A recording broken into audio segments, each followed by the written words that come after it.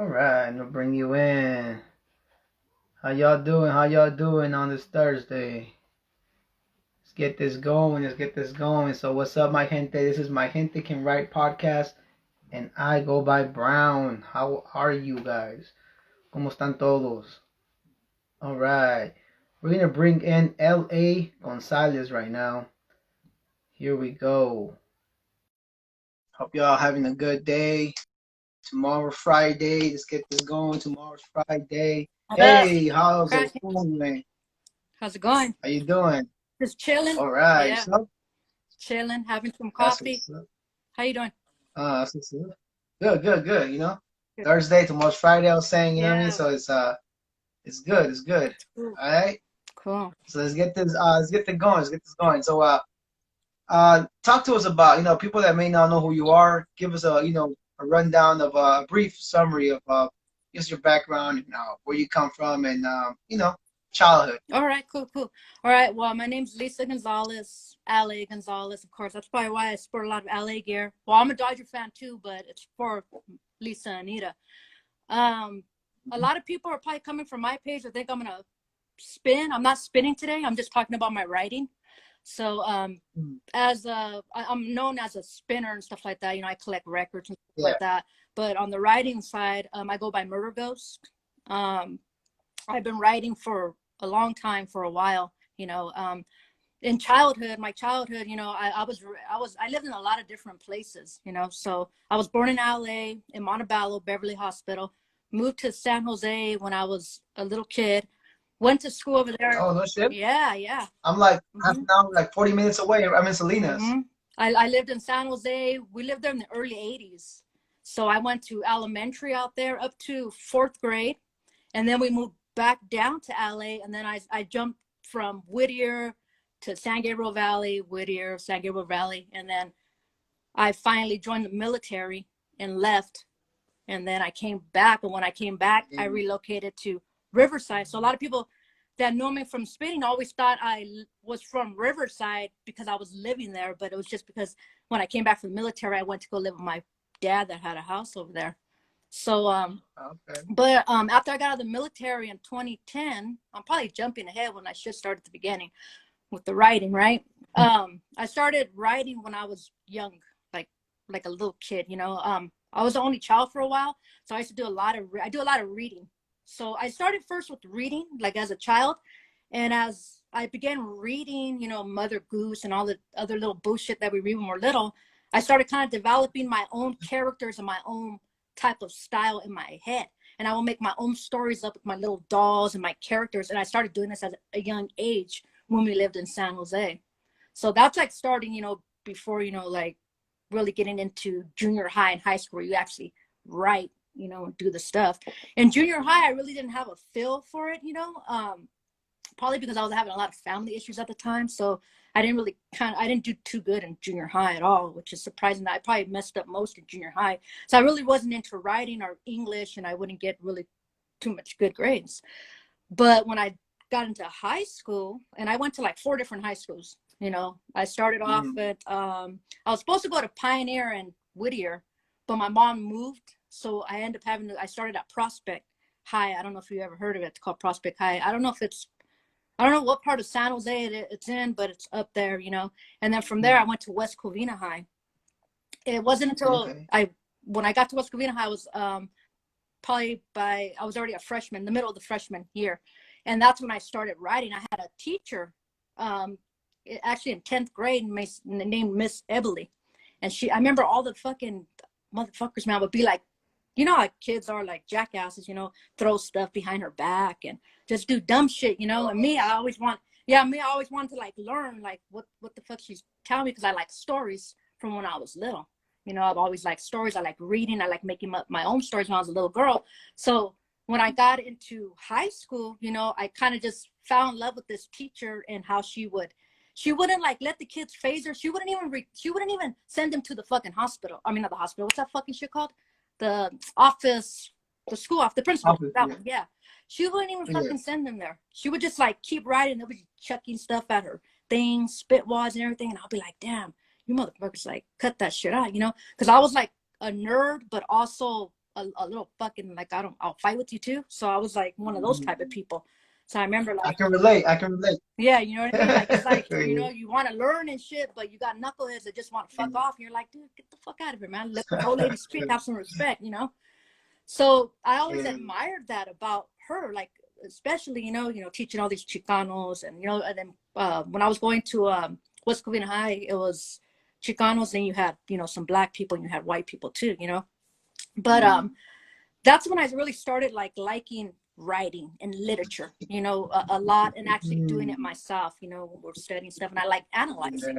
I love to analyze text. That's one of my favorite things to do. I think when I'm reading a piece of literature, I like to analyze. I just read something and then write about it. So it's like an inspiration for me to read people's stuff because it prompts me to write about their stuff, but then also it requires me to dig into my mind, you know what I mean? And analyze whatever they're, spilling out, you know what I mean? See, sometimes you agree, sometimes you disagree, sometimes there's the middle ground, sometimes you just don't give a fuck. It just sounds fascinating, so. Yeah. Wait, I shouldn't be cussing, right? Oh, that's good. Okay, okay. I just want to make sure because I don't want to. No, no. Yeah, no, so now you had the taste of both worlds, which is like up north and down south, and it's like really it's two different worlds. I mean, I lived in Oakland for a while, in Berkeley, and then I lived in like down south in San Diego, LA too, and so I experienced both, and I was born and raised in Salinas, so I'm like I had a taste of all fucking the coast and shit, you know what I mean? So I can. That's why in me I have so much of a love for my raza. Just in general, no matter what, no matter north, south, central coast. To me it's like more of a it gave me more of that love for my people. You know what I mean? That's why I write. When I write with that passion of where we come from as a root and where we going and how we doing this, and always with the message though. I always plan to have a message in there to change something within us as people. You know what I mean? So that's my thing. Yeah. But like when you write, where do you write from? Like me, I write from my experience. I write from like, I write like to vent, especially like with my mother and stuff like that. My mother was a schizophrenic, so she was always putting us through a lot of different BS inside the house. And I'm not even talking about this bullshit you got to deal with when you're outside the house in the street, but inside the home, it was a whole other world as well. So in order to like escape from that, I would play with my dolls. Me and my sister would play with our dolls and stuff like that. And we created this world. And within this world, we would write stuff. Like I remember we would just write, and we would have books, characters. That's how I started like developing characters when I was a young child. And I kind of used that inspiration of when I was a young child, when I used to play the dolls and stuff like that. And I incorporated into my writing, and then of course, I get inspiration from other authors, from a lot of my professors, I got my English degree in Austin Peay State University. It's in Tennessee. So I was able to, when I was out there, I was introduced to a whole other lifestyle as well, and the way they perceive us over there is really awkward. They don't know, they don't really know our world. You know what I mean? They don't know. So when I shared a lot of my stories, they were very fascinated. Very fascinated. I have an essay that we did because I like to write essays and stuff like that. I can write in different forms. I like MLA, I like APA, all doing different types of writing. That's what I studied in school, and that's what I got some degrees in, right? So I always like to write in different ways. But up there, they just have like a different style, and they don't know what's going on. They think everything's like Hollywood out here. Hollywood, rappers, Snoop Dogg, this, that. And a lot of times they don't see our culture. You know what I mean? Like it's not up front with them, like the whole lowrider thing. Like when I wrote this, I'll send the essay to you. It's an essay that I wrote about lowriders and stuff like that. My professor, she loved it. A lot of people, they even said they went home to YouTube to look up all this stuff I was telling them. I referenced all kinds of stuff. I got everything in books, and it's like opened up a whole new world. One of the kids that he was one of the publishers for the, they have like a newspaper or like the little book that they do, like a journal and everything, where they'll put writers stuff in there, he had told me to submit he's all submit it, to thing. And I'm like, man, I declined, dude. I just didn't want to have it over there. I don't know why. And now I'm like thinking maybe I should have, because I could have just stapled something over there with that. It was just, it would be in their halls forever, you know, in their records. And then people from that side of, you know, Yeah. always will read that story and be like, whoa, I didn't know that about LA. I didn't know that there was this Chicano type of, you know, lifestyle over there going on. And it's been going on, you know, for a while and whatnot. And it's fascinating. And, Shit. you know, For all you know, you can be the one to inspire, just like the Japanese got inspired to be having their culture, the Chicano culture out there in Japan. You know what I mm-hmm. mean? They got it from, from seeing it out here. And Yeah, you can yeah, maybe be the one to be bridging that gap with the Midwest. mm-hmm. Yeah, yeah, You that's know? cool. Yeah, so you know, and then Yeah, yeah. also, I mean, when I was in the military, I worked on two, like we got this like little pamphlet they would give us, like a book and shit. And in my first deployment, I just wrote all kinds of poems. And I told myself, you know what, I want to publish this shit as my experience as a Chicana in, you know, the white man's military. You know what I mean? And there was a lot of stuff that went on. You know, a lot of stuff. You know, but you know, a lot of stuff I don't want to like really bring out right now. You know what it, you know, what the things and how people were treated, Yeah. especially our, you know, our people. You know, and where I was stationed, there wasn't a lot. I was the only Chicana in my battalion from California. You know, the only one. You know, there was a few people from Texas. Like I met, like there was another Gonzales actually, and he was from Texas. But and then the only other person that I met from Cali that was there, he was a white boy, but he was uh, um, raised up north. So he was raised with the homies, the homeboys up there. So he Okay. would talk like like a homeboy, you know what I mean? So he was familiar with the whole Northwest suit stuff like that. So I remember meeting him when I was stationed in Kentucky. So we would chop it up and everything like that before we got deployed. I remember I would chop it up with him and stuff like that. I would never hang out with him or party with him, but we would just sometimes chop it up a little bit and then I would take off, you know, because I just didn't want to associate with anyone at all, you know. But it was different, you know. It was a different experience, and I think it's an experience that a lot of people, well, a lot of Chicanas don't get to really talk about. You don't hear too much about Mm. Chicanas sharing their experience. Not even really Chicanos. I mean, I think you have a few things out there because I know there's a few books of poetry that I want to keep that Yeah. are based out in, like, I think the Vietnam vets, Chicano vets were writing stuff and they compiled it in a book. I forget the name of the book, but it's on I gotta go get that shit right now. But you know, it's not, there's nothing modern, there's nothing now, you know.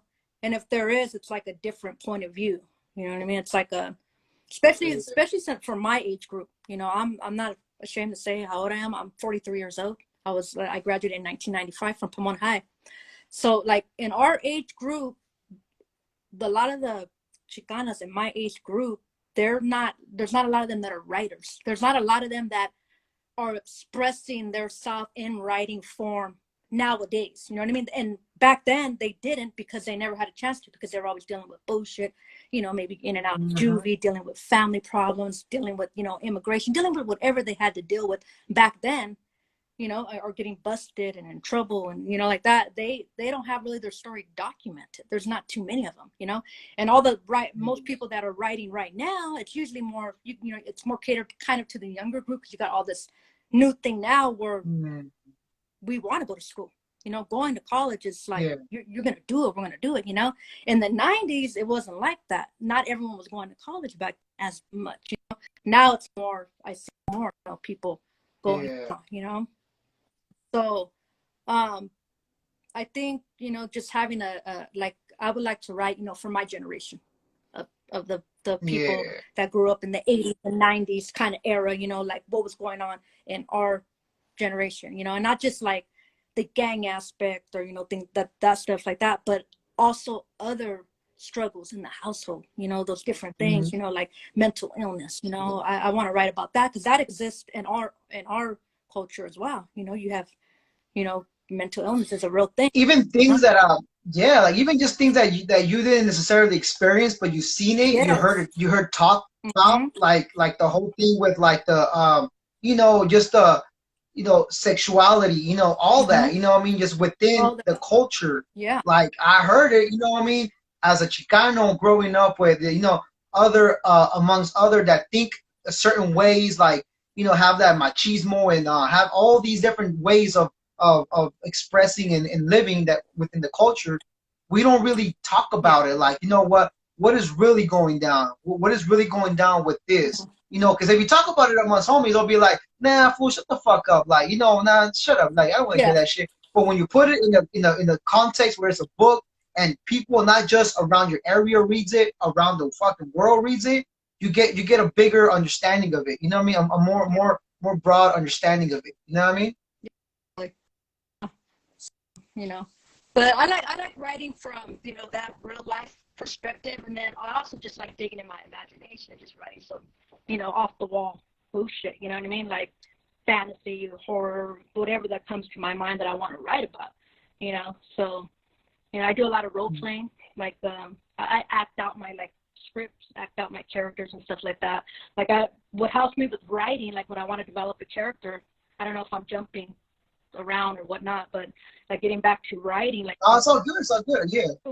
when we get I really just want to talk about, you know, I mean, just around basically music how writing, you yeah, view the whole writing yeah, experience. yeah. So what I do, like me, okay, like when I had a character named Calvin that I wrote about in college, okay, black kid Calvin, you know what I mean? So when I wanted to tap into Calvin, I had his age, you know, at that time he was 16. And that time I think he was like born in 1999, and he was a little bit more like, I made it weird where his age was for that time. So what I had to do is I looked up hip hop stuff. I looked up stuff that a guy his age, black kid, would be doing.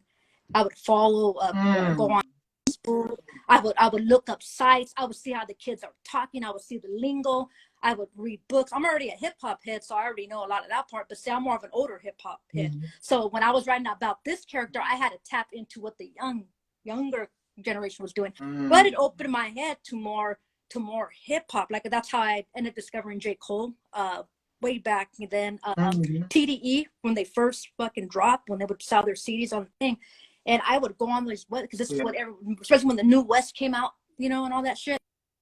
Keeping up type of the regular black gangster West Coast hip hop because that's how I wanted to develop Calvin. You know what I mean? So I would like really just listen to music from that, you know, that fucking time period, you know, and that really incites me like to Mhm. really dig into the character. Like when I write for someone in the 80s, like if I'm gonna write about a character, right? Say her name's Sarah and she's from the fucking 80s, right? It's 1982 when this particular incident came out that's gonna kind of develop the story of the book, right?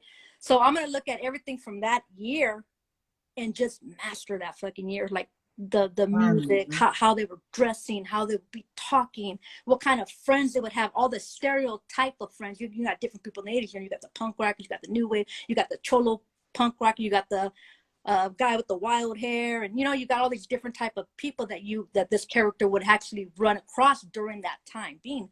So that whole week when I'm developing this character, that's all, everything I'm doing is fucking from 82, 83 on down, because I'm not going to go into anything later because I got to see what's digging in her. So if I'm dealing with her, I could listen to something from the 70s. I'll put like, oh, can I listen? I remember I'll tell myself, wait, can I listen to Barbara Mason? You know, can I put this? And I'm like, oh yeah, because we're and I'm supposed to be in 82, 83. This Barbara Mason record came out in fucking 68. All right, cool, we're good. Boom. So I would keep everything from that year that my character was in action on down to kind of develop the ideal. So that's how I develop my characters when I want to go into them, you know, and just kind of, That's dope. yeah, you just, and look up shit. You got to look up shit. You see, people don't like to look up shit. They, you know, it's okay to get inspired, you know, as long as you're not completely copycatting and ripping off, you know, people, but to be Yeah. inspired, you know, and to, you know, really look into things, you know, read stuff, read interviews, read like the most different type of thing. Like me, I learn a lot through interviews. Like I love reading about artists. I'm a big hip hop head, big soul head. So I like reading about artists. So when I read about their life and their interviews, that really it incites me because these people that they're interviewing are very they're not just like, they're like talented. They're very talented people. So when these interviewers are getting into their head, they're inciting these artists to say really brilliant things while they're getting interviewed, right? And then that kicks back to you like, okay, this motherfucker said that, he said this, he said that. Oh, okay. And then it kind of gives you an insight to whatever thing that you're into. There's like, if they're actor or fucking, you know, a producer, beat maker, you know, whatever they do. Okay, that's his inspiration. Okay, this motherfucker, he likes Frankenstein. Oh, he's into Shakespeare. Okay, that fucking that's the reason why his fucking new shit like this month. Okay, like him right here, like him. You know, if they interviewed him, you know, Ari the Rugged Man, we're gonna know that he likes horror. You know, he likes horror, and then that's the reason why he based his shit on some horror, because he's into that. And you would know that if you interview and you get into their mind, like you get into their artistic mind. You know, it inspires. You know, and it just gives you an insight to who they are. You know, so I think a lot You know, of artists. that's a different twist. Yeah, I'm sorry to cut you off, but like I wanted just to mention this, that this is the mindset of a writer. When a lot of people get writer's block for that precise reason, because they don't know how to put their mindset into what they're going to talk about. And that's a very good way what you mentioned, that put your mind into that era. You're talking about 2013, 2014, 2015, that those few years. What was going on? Like it's it's 2020. Like so many things have changed. So many. What was the moment? Police brutality has been going on all our lives. You know what I mean? So it's like, what story was big in those years? You know what I mean? Yeah. What was people talking about? You know what I mean? When we talk about the 90s and the 80s or whatever, then there's other types of stories in the news and shit. You know what I mean? So it's Yeah, like, exactly. that's a dope way to look at it. Yeah. That's a dope way to look at it. Get your mind in there. Don't watch nothing but 80s things or whatever time era, you know what I mean? And just focus on the music that was at that time, you know what I mean? That's dope. Yeah. Not only does it get you more interested in the time frame, but it opens your mind to like remember things of like, oh, that's right, that happened in those years. I can include that in the story. You know what I mean? Exactly. So that's what I do I just a lot. wanted to, But going into character like that deep. But see, the thing to like for me, when I used to do that, you gotta remember, I was living alone. So it wasn't awkward for me to do that. I didn't have anyone kind of cock blocking to be like, hey mom, hey, what's up? Like, hey motherfucker, what the hell? You're not supposed to be here. I'm in fucking 2005, motherfucker. You're not even supposed to be in this mind frame right here. You know what I mean? So for me, I had the advantage of being, I was single back then, like that. I didn't have kids and nothing like that. So I've always was able to go into full character mode. You know what I mean? Yeah. A lot of people don't really have sometimes that advantage, but if they could get away for a few hours, maybe they could do that. Hopefully their significant other don't think they're a fucking nut job. You know what I mean? But yeah. Now, when we talk about like being productive and being just disciplined enough to be able to sit down and write, what is your take on that? You know what? I don't. Well, see, I haven't really written for fun in a while. So every time when I did a lot of my writings, it was always for school and whatnot, and then I would write on the side, whatever, because usually I just like if I never like really have the right to what's it called, like I don't know, like say if I had to finish a story for something and I had a deadline. I never had that type of situation. The only type of situation I ever had was like college and then having to turn in essays. And I'm really good. I'm really good at being punctual because I'm real, like I worry about what people think about me. I'm really kind of self-conscious about things that I do. So I don't really get writer's block as much. My thing nowadays, like especially when I was in like college, but nowadays, like I've been wanting to write more. But see, I haven't been able to because I don't have a fucking computer or anything like that. But my thing is not really like writer's block, but like finding the time to want to sit down and actually write. You know what I mean? Because sometimes I'll be like, all right, I'm gonna write some poetry, right now, or fuck with my poetry book, do some editing or changing my lyrics around, or sometimes I have pieces in my phone that I want to add to a poem that I'm working on in my little book and shit like that. And I'll tell myself I'm gonna do that, Fucking I end up getting distracted by Instagram. I see someone playing fucking Assassin's Creed. I'm like, man, I fucking want that game, man. I fucking jump on the PS4 and it's a done deal, and I'm like, oh fuck, I was supposed to work on my poetry, So my issue is having things get in the way, cock blocking me sitting down. Once I'm sitting down and I'm gonna write, I'm pretty much good. I'm like, boom, boom, boom, I could do it, because like I said, I have that college mind frame where I always had to like kind of turn in things for a grade, But I mean, I think like like people writing, like say for like a novel, like when you're on your own pace, like you're your own editor or whatever like that, but you still have like a deadline and shit like that. I don't know how, and then I think like when you're more forced to finish, it's like I need to finish this chapter. Like you have a quote on how many chapters you want to do in a given time, you know.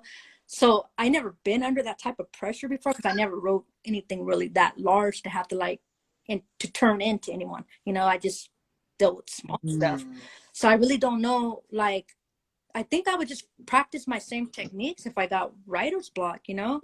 But by then, I think I think my first thing is just hooking the story and what I want, you know. But I don't, you know, it gets tricky, you know. It just depends on me. But me, I'm like a spur of the moment writer, you know what I mean? So, and it's Okay. and I still want to learn how to damn freestyle. You know, I wanted to be a rapper at one time, dude. Like, cause I love fucking writing, dude. Okay. And I would do Yeah. the freestyles on brownpride.com, you know, like when you the key styles, you just boom. Oh, okay. Yeah, remember that shit? Yeah, hey, you just brought up something so dope. Brownpride.com. That was the shit. Brownpride.com. That Yeah. was like our party line right there.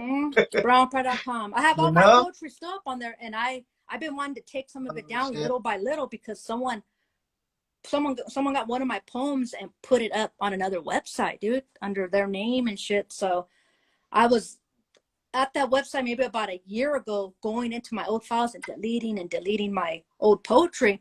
But I was speaking to another member, and they told me that they have a hard archive, I guess. So even if you delete it, there's a way people could still see from that time frame what was fucking posted or some shit, you know. Like if they go through the archive that way, you know what I mean. Not if they go through the website and they're just browsing the website. They have to actually take those steps to find the archive and see, you know what I mean. That's what I was told. So I'm like, fuck, dude, but I don't want my shit on there because I don't want anyone taking it. But I don't know. Yeah. I'm hoping I don't run into any of my stuff out there again. I just did that one time, so you know. But I've written so much, and also I want to take a lot of it off because back then I was writing kind of like I didn't know my difference in grammar, you know what I mean. Oh, okay. I have a lot of typos, man. I look at like a lot of my mistakes, you know, when I was first writing, how it was very, you know, amateur, you know, because I get turned off when I read people's own published stuff and I read it and they don't take the time to edit, and there's all kinds of like things that, you know what I mean. It's like you shouldn't be saying two for two, you know. You got to know the right ones and stuff because, Okay. yeah, and like just getting. Hey, as for a poetry writer like yourself, how do you see a book being formatted? You know how some people get creative and write it in a certain way where it's like kind of to the side or just in the middle, or you know, it's like a different way than just regular format. What do you think about that? And would you or have you, you know, done that with your work? I've done something like that actually in college, and I forget there's a name for it. There's not actually a fucking name for it. I did one with an I think it was with an hourglass. I shaped it like an hourglass. And you put the letters down, and then it ends up being like an hourglass or some shit like that. And I also did another one. I think it was with a bird. Like she was showing us how to do it, like how to, you know, shape the things. But I like it. I mean, it's cool. You know, I don't mind when writers do that. You know, I've had some awkward writers that would write like their poem. They'll have like the poem on one side of the book like that, and then they'll finish the last two sentences on the next side of the book. You know, like you'll be reading it and you'll be like, what? And then it'll trail down, then you'll see it before you're gonna turn like, oh fuck, that links to that. You know, and I guess it's just maybe a way for them to mind fuck you. I don't know. But I mean, it's cool and shit, you know what I mean? I mean, poetry is supposed to be out there, you know what I mean? Exactly. So it's like so it's cool. You know, I like different. I'm very I like a lot of different stuff. Like me, like when I said I'm a hip hop head, I like different types of shit. You know, like I mess with all the subgenres of it, and I love Chicano rap, from gangster rap. I like a little bit of trap. I'll listen to East Coast, West Coast, Mid South. You know, so even with my writing and my like reading, I like to read different type of stuff. I like horror books. I like you know, drama. You know what? Honestly, I don't really like romance too much. But if it's like a twisted, wicked romance kind of deal, you know, where motherfuckers get slaughtered and shit, then yeah, you know, if the writing's good and the imagery and everything's, you know, tight and dope, you know, then fuck yeah, I'll fuck with it. But I'm not gonna run to Danielle Still. Is that her name, right? I don't even know. I always see her shit out the Goodwill. Big old stack. Oh, Danielle. Yeah, I'm like, oh shit. You know? Yeah. But I'm On some not really, Western romantic shit. yeah, all that romantic soft fucking porn. I don't know what the hell it is, but I don't fuck with that, you know. And you know, I like different stuff, you know, and I like reading like interviews. I like reading about music. I love reading about music. You know, I'm always reading about different artists and stuff like that. So, you know, I like just Yeah, different styles of no writing. doubt. See, Yeah. So when, the same thing. See, yeah, that's really me. I got more. I got inspired to write stories because I'm a hip hop artist, to begin with. So I'm like that in itself. You're telling stories in music yeah, already. You hmm, know what I mean? You just have to format it in a way that is like you don't have to rhyme it. You know what I mean? yeah, But you're basically telling stories. yeah, It's actually more easier to tell a story than to tell a story within music. As in with music, you're kind of limited because you have to rhyme it. You mhm, know what I mean? yeah, So in a way, you're limited. You know what I mean? yeah, So it like so that's kind of the same path, you know what I mean? Where and a lot of artists are in the same shoes where they get into other avenues within the entertainment mhm. field because of their storytelling within hip hop, Oh yeah, I which love is that. it's a nice thing, it's a Yeah, nice thing for people to get inspired that way and continue with the creativity, you know what I mean? yeah. So I love that shit. Like I love like I don't know if you fuck with Spice One, like when he did that 187 Spice One, proof yeah. with all the fucking different Oh yeah, whispers and shit. Like I love stuff like that. That's yeah. creative. You know, that like sparks me. Like a lot of my early poetry when I was in high school was based off rap songs. I would just like remix Mm, the fucking song. You know, I was a big Gravedigger fan, you know, the Gravediggers and shit like that, mm, RZA and all them. So I remember I would mm. fucking like remix, like whatever they were saying, I would say it, but I would find new words to rhyme with that word and take that word out, and then boom, make my own twist, Uh, change their name, you know, to my name and shit like that. And I would write that, and I would just listen to it, yeah. and then I would look at their lyrics, and you know, in the fucking CD shit, and I'll look at my shit, and I'll be like, yeah, I could change that to that. You know, I could put, you know, instead of the N word, I would always take the N word out, never say the N word. You know, I don't roll like that and shit like that. No offense to people who do, but I would take that Yeah, out, you know, and put a substitute word in, you know, vatos or whatever word that that was rhyming with my little yeah, scheme yeah, that yeah. I already had going on. More our people, more our culture. Yeah, yeah, Yeah. yeah. So, you know, it's Now, how cool. do you feel talking about our culture? Like, how do you feel about certain ways of writing for art? Like, when you write, do you write specifically for art people, or do you write in general, just so anyone can see it? Because, like, I feel like when you're writing, you have to have in your mind who might read it or who might be more interested to read this work. For me, it just depends on my mood. It depends on my mood. If I'm feeling real prideful and I want to address our people and shit like that, and to rise up or whatever type of, type of poetry I'm writing, I write for fucking us.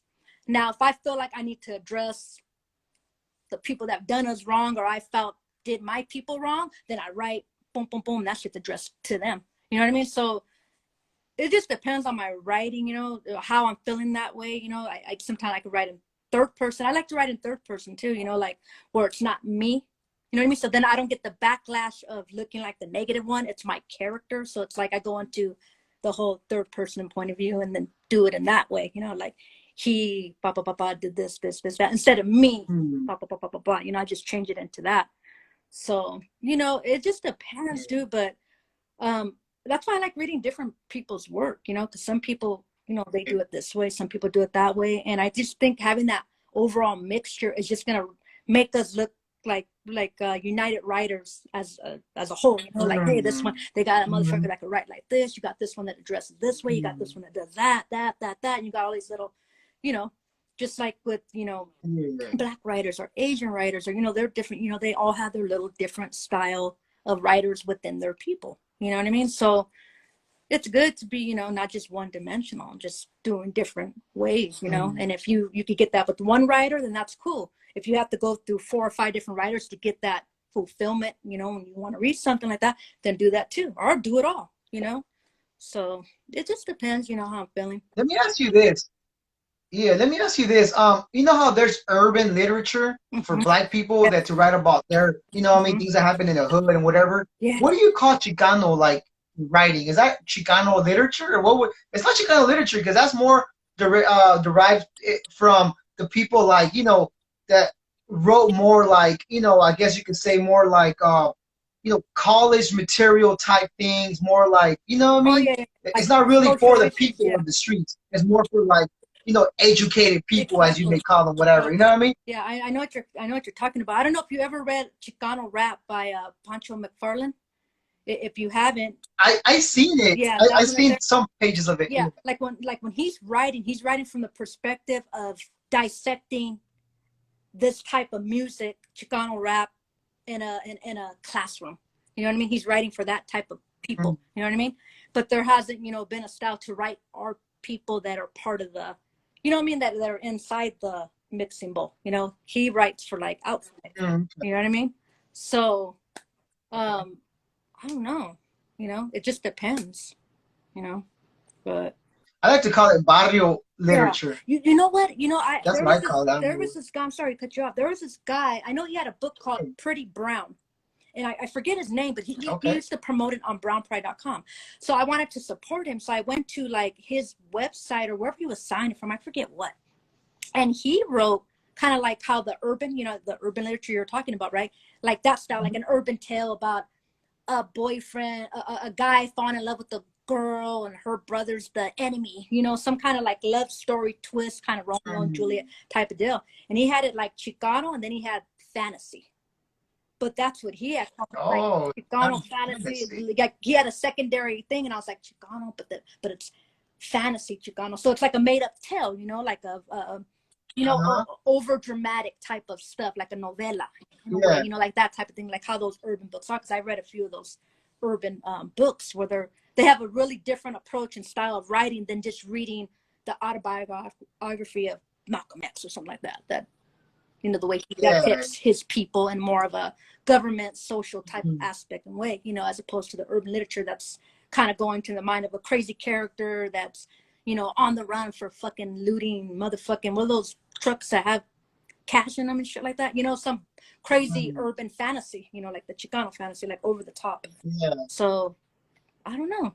Yeah. But now, do you think it's a bad thing to give it a category, or I mean, because a lot of people have a hard time hearing that there is Chicano rap. Mm-hmm.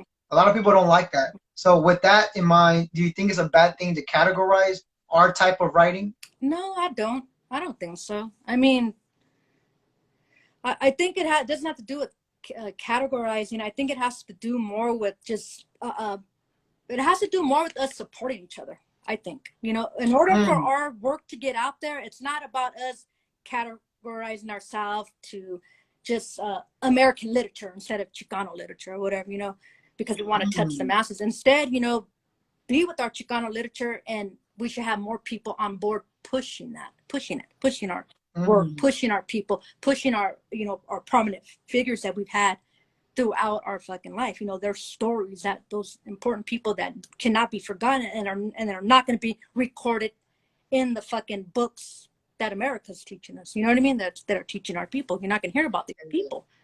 So it's up to us. So that's why it's like, I think if we had more unity and support within our people, then it would get out, and then the people will see that what we're doing. You know what I mean? They'll see what we're doing. Like they're all backing each other up. What's so interesting over there? Well, let's go see. Oh, well, this or that. Because like I said, when I was going to school, I got my degree with. I was the only Chicana in that damn public. You know what I mean? They were all white and black. You had a few Asians and stuff like that. And the way they seen our world when I would write about it, they were fascinated. They were fascinated. But the way to reach them, like there's got to be a way to reach those type of people over there. But I mean, I don't really know. I mean, I don't mind calling my stuff Chicano literature, but I would want it to be like subgenre. I don't think there's nothing wrong with having subgenre. Overall, it's literature. You have it like hip hop. Overall, it's hip hop. You got the subgenres. Everything's subgenre. When we're watching TV, it's subgenre. You got horror, thriller, suspense. You're gonna have all these different taglines. And I think sometimes artists, and this goes for writers, rappers, whatever, get so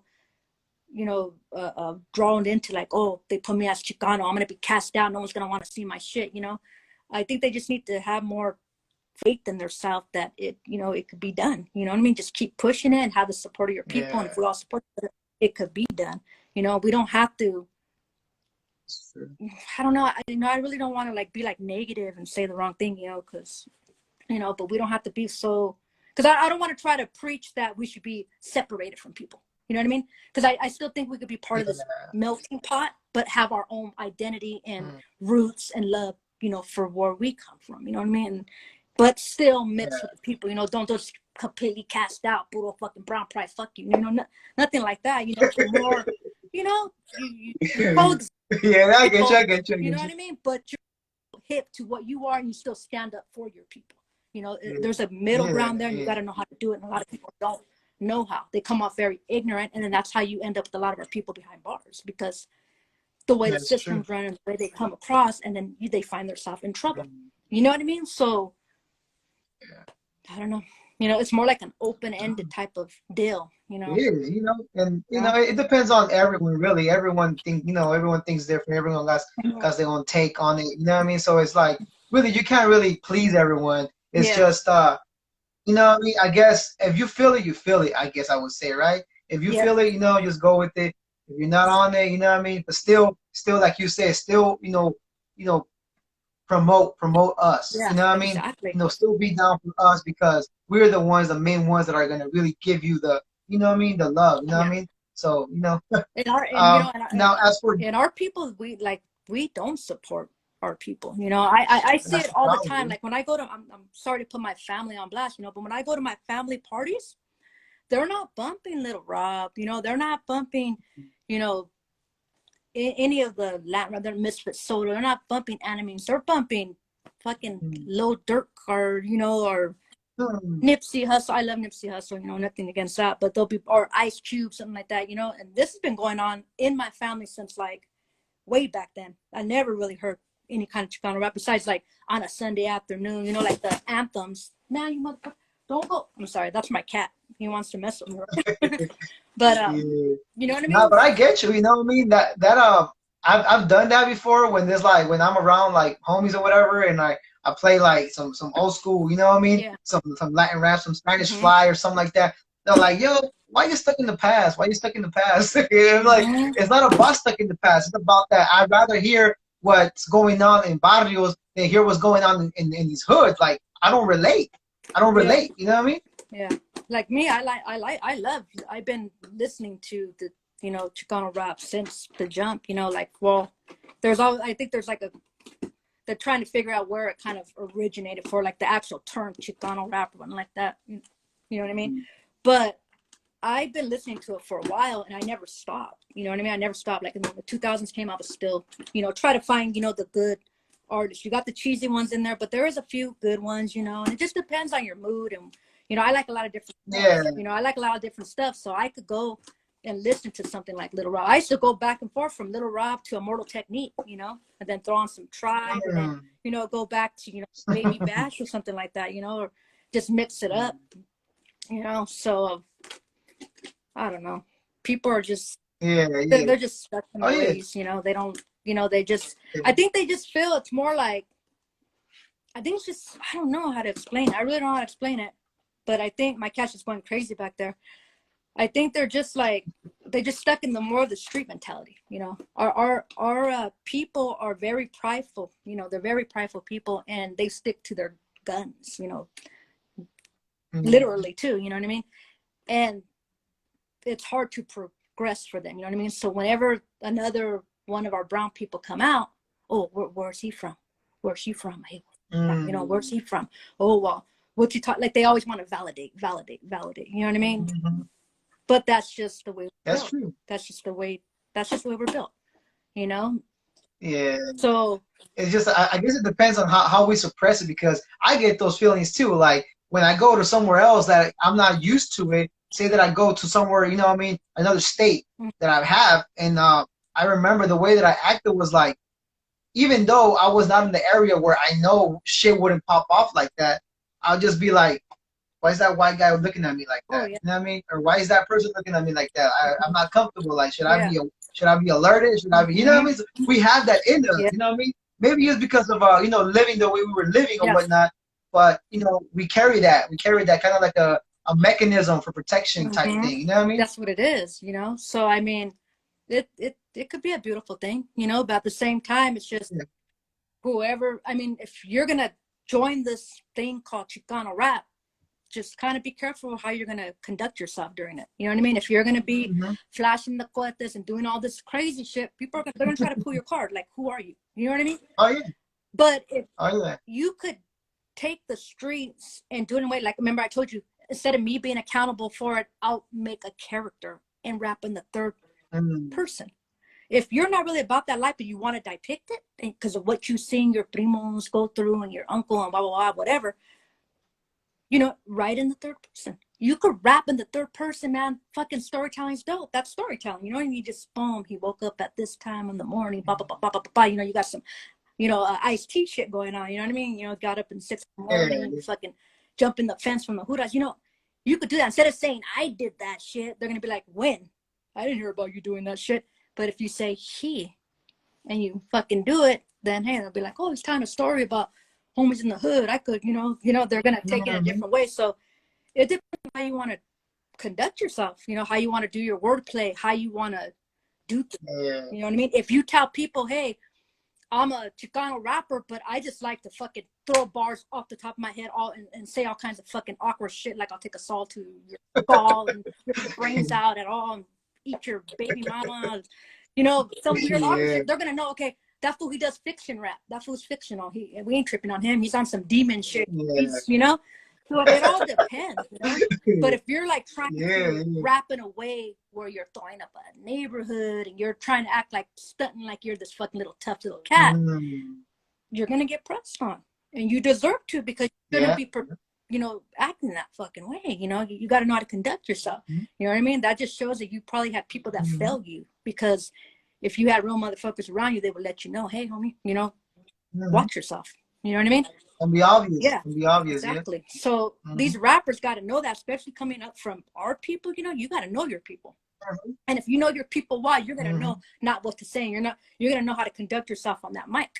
You know what I mean? Like the whole idea of, you know, some guys, they don't say nigga, the word, you know, on record, you know, but they say it amongst their homies and whatnot. The N-word. I'm sorry for you know what? You touched on something so real right now, because I've known a lot of cats that do that in their raps. They're like, nah, I don't say the N-word in my raps. But then you'll be hearing them talking to their homies, and they're like, and this and that. I'm like, what the fuck? Where did you just say you don't use it? You know what I mean?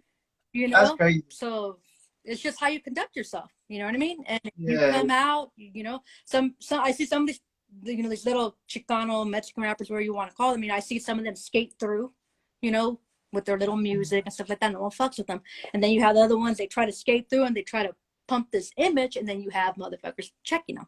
You know what I mean? So it all depends on how you carry yourself on the mic. You know, let motherfuckers know you're not about that life. I'm just a fucking rapper that likes to, you know, cut heads on the mic. You know, it's all on wax. You know what I mean? Let people know you're just a fucking what's that called? Battle rapper. You like to tear motherfuckers up. You know what I mean? Yeah, you know what I mean? So clarify. You know what I mean? Or write in the third. You know what I mean? Like I know I remember I fucking forgot that song Sick Jackin does, and he's talking about he's writing in the third, and I remember he's like, the dude represented SUR and stuff like that. I don't know if he said the word. I don't know if you know what song I'm talking about, but he rapped kind of like storytelling. I remember, I don't remember what song it is, but like that. He's a dope storyteller, you know? Yeah. He's a dope storyteller. That shit's hard, you know what I mean? But you know, you got to know how to present yourself. You know, just like with your writing, you're writing the same thing, you know. But writing, I think writing, we get a little bit more freedom than rappers, because when we write, people already assume it's a book, it's probably made believe, it's fictional, because most books and stuff like that, you know, are fictional, or you know, it's taking, you know, a lot of people just have more leniency with books. You know what I mean? Just like with actors, you know, actors don't get really much in trouble. Robert De Niro, ain't no one telling him, are you really a mafia? Like, why are you playing a mafia guy? You know what I mean? But rappers, on the other hand, they just can't get away with it, you know, especially the ones from the subgenre of Chicano rap, or whatever rap you want to call it. You know, some people don't like that term, but you know. Now, to you, what is crossing the line? Like, what will be crossing the line with you as for writing in a book? Like, naming, like we're talking about a street novel, you know what I mean? Things happening in the barrio, and you know, this cat has beef with this cat from this hood or whatever. naming the actual hoods that exist, is that crossing the line? I don't do that. Mine, I make them up. Make them up. I make them up. Yeah, I make them up. So, and I have not had an opportunity to write about my family yet, like my personal family. So it would be up in the air if I wanted to disclose that information. If I wanted to say write about my dad's story, it would be up to me. Talk to my dad about it. Hey, do you want to do? Should we let people know? You know, boom, the real names and shit like that, or what? You know, that would have to be something to debate with if that ever came, if I ever went in that direction, because I would like to write about my family and kind of about me, but I think that would come after me getting some regular little poems out and shit like that, so then people could actually read about the artist, you know, like first get in touch with like my, you know, if I write about fantasy, horror, whatever I'm writing about, poetry, you know, get to know my work, and then once I get a good response from that, then tell my story. Hey, I'm gonna tell you guys a story about, you know, my dad or my, you know, this family, whatnot. But it depends, you know, so. Yeah. And that's for dialogue. How do you work with dialogue? Oh, Because a lot of people have trouble with dialogue. I have trouble with dialogue. Like some people don't even put the little marks on it. You know what I mean? quotation.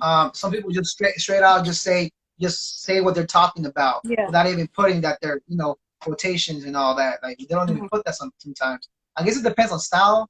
How do you see it? I do dialogue. I'm pretty well when I do my when I write, if I'm doing something like a short story one, like that, we do a lot of short stories. I would write about the fuck, I forgot what I was talking about. Um The dialogue. yeah, I would write about the dialogue, but I would act it out. I would act it out, like what I'm gonna say. Okay, all right, blah, blah, blah, blah, blah. Like I'll have like a script, like I'll make up a script, and actually because I do voice change and I play with dolls and stuff like that, right? So I usually fucking voice change, and I'll do a dialogue. Does this sound good? Okay. So if I'm writing about my character Calvin, when I was writing his story, I was acting out the dialogue, like actually going into fucking, you know, the character's thing, and then writing it out. And I would record them. I don't know if you record yourself. I'm not sure if you ever recorded yourself. I used to have this little recorder.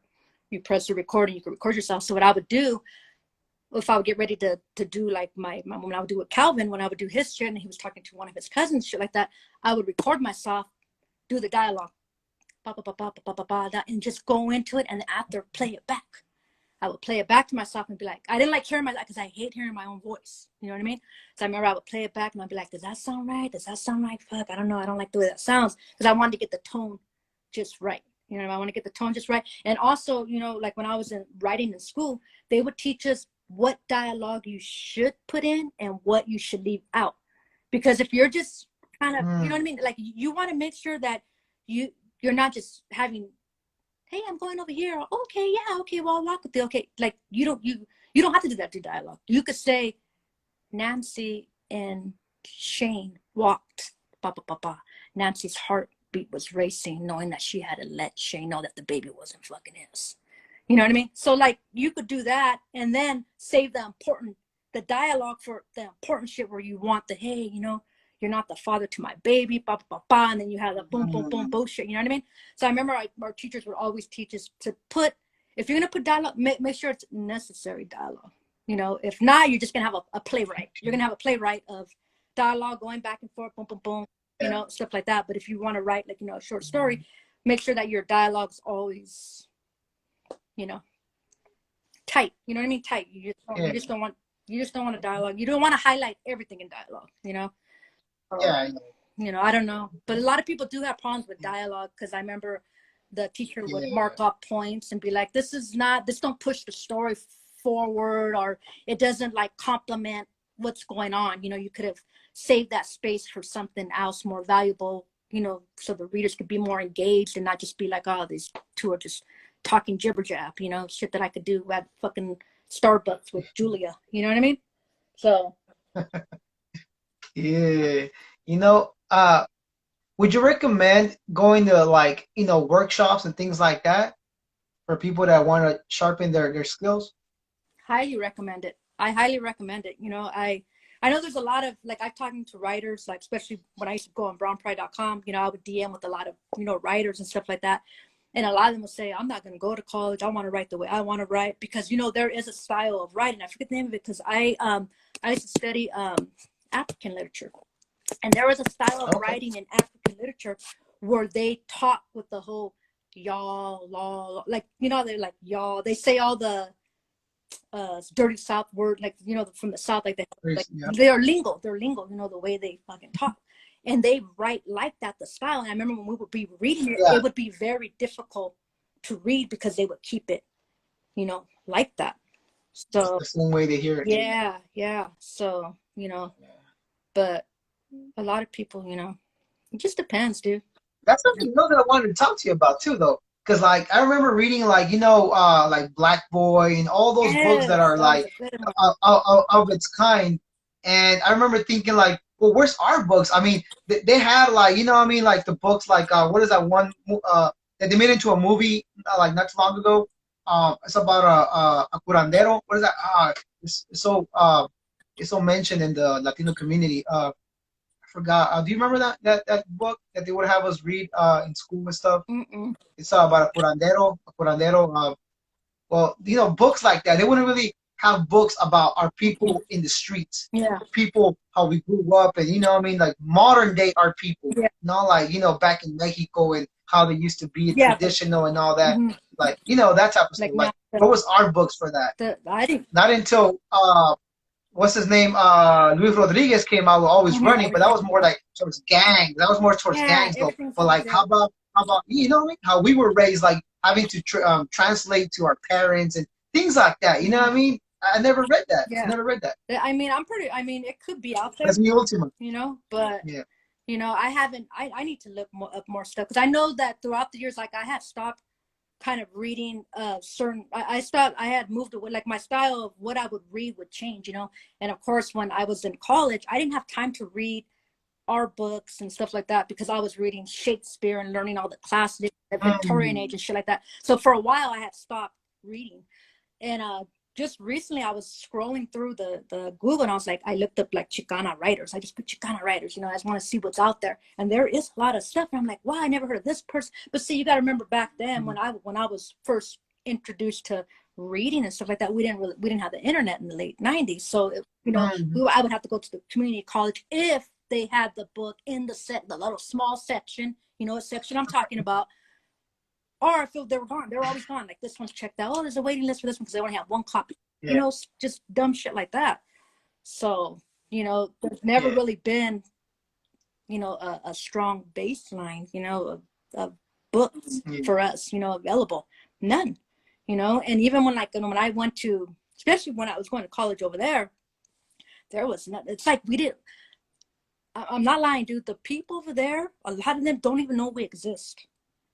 They don't know we exist, dude. Like, like I told you, when they read that the lowrider essay that I wrote, they were like, wow, this is trippy. Like, one guy, the one that wanted me to publish it inside the thing, he was like, this is so good, this is fascinating. I went to YouTube and I was just like looking up the whole lifestyle. He's all the music and the girls and the this and the that, and I'm like, yeah, you know.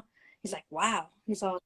He's I never seen this. And like, I remember Boys in the Hood. And I remember he was telling me about like West Coast movies and shit like that.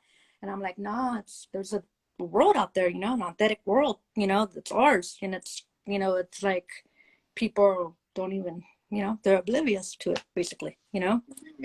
So it's a trip. Now going back to that thing with, it is. Now going back to that thing where you said that some authors would actually write the way that they would speak. Now, how do you see that as for writing in our lingo within the books? Do you like that? I mean, would you like reading that? I like it. I don't mind it, you know, because I've read in, like, when I was on brownpie.com, I remember I would read people's stories and shit like that, and a lot will write, like, you know, in our lingo, like the actual narrator will be writing in our lingo mixed with the dialogue of the characters and shit, you know what I mean? And then I've read